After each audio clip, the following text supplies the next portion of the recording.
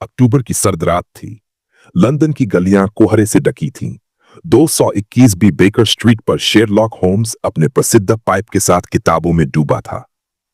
Doctor Watson एक कोने में बैठकर अपनी डायरी में भर की बातें लिख रहे थे। अचानक दरवाजे पर 3 जोरदार दस्तकें हुई।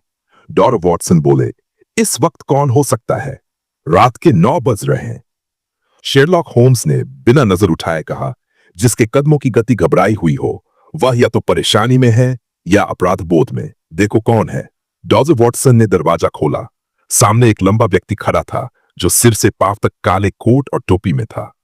उसकी आंखों में भय और बेचैनी साफ छलक रही थी। मैं मिस्टर होम्स से मिलना चाहता हूं। बहुत जरूरी है, उस अजनबी ने कांपती आवाज में कहा। शेरलॉक होम्स बोले, अंदर आइए। ठंड में कांपते रहेंगे तो केस नहीं सुलझेगा। अजनबी अंदर आया और कुर्सी पर बैठते ही रो पड़ा। मेरा नाम आर्थर बेंटली है। मेरी बहन एलिस 2 दिन पहले विल्टशायर के पास एक पुरानी सुरंग की तस्वीरें लेने गई थी, लेकिन वह वापस नहीं लौटी। डॉक्टर वॉटसन ने पूछा, क्या आपने पुलिस को बताया, लेकिन उन्होंने कहा कि शायद वो कहीं घूमने निकल गई हो, पर मैं जानता हूं वो ऐसा नहीं कर सकती। एलिस एक पुरातत्वविद है, जोखिम उठाती थी, लेकिन सावधानी के साथ। शेरलॉक होम्स ने गंभीरता से कहा, आपकी बहन ने जिस सुरंग की बात की उसका कोई नक्शा या विवरण है? हाँ, ये रहा उसका नक्शा। साथ ही ये कैमरा भी जो उसने साथ रखा था, आर्थर ने जवाब दिया। होम्स ने नक्शा देखा और बोला, वॉटसन, लगता है हमें कल सुबह ही विल्टशायर के लिए रवाना होना होगा। यह मामला साधारण नहीं है।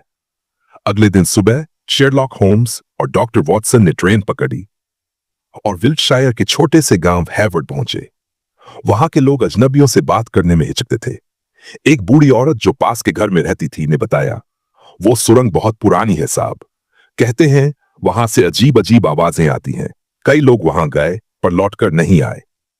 शेरलॉक होम्स बोले, अफवाहें अक्सर सच्चाई को छिपाने के लिए फैलाई जाती हैं। हमें खुद जाकर देखना होगा।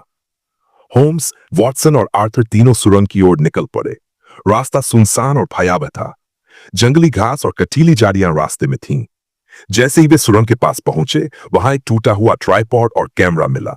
डॉक्टर वॉटसन बोले, यह वही कैमरा है जो आर्थर ने दिया था। शेरलॉक होम्स जमीन की ओर झुकते हुए बोले, ये देखो, खून के निशान और घसीटने के पैरों के निशान। कोई उसे जबरदस्ती अंदर ले गया है। रात को गांव में लौटने पर उन्हें पता चला कि एक रहस्यमयी आदमी कुछ दिनों से गांव में दिखाई दे रहा है। वहां रात में जंगल की तरफ जाता है और सुबह लौटता है। गांव के एक लड़के ने बताया, वह आदमी कभी किसी से बात नहीं करता। उसके पास अजीब सी धातु की छड़ी होती है। शेरलॉक होम्स बोले, हमें उस आदमी पर नजर रखनी होगी। रात को होम्स और वॉटसन ने उसका पीछा किया। उन्होंने देखा वह आदमी सुरंग की एक दूसरी दिशा में गया और एक गुप्त दरवाजे से अंदर चला गया। अगली सुबह होम्स ने उस दरवाजे की खोज शुरू की और सुरंग के पीछे की चट्टानों में एक छोटा दरवाजा पाया जो एक पुराने गेस्ट हाउस के तहखाने में खुलता था।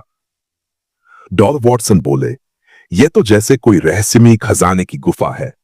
शेरलॉक होम्स ने उत्तर दिया, खजाना नहीं बल्कि अपराध का अड्डा।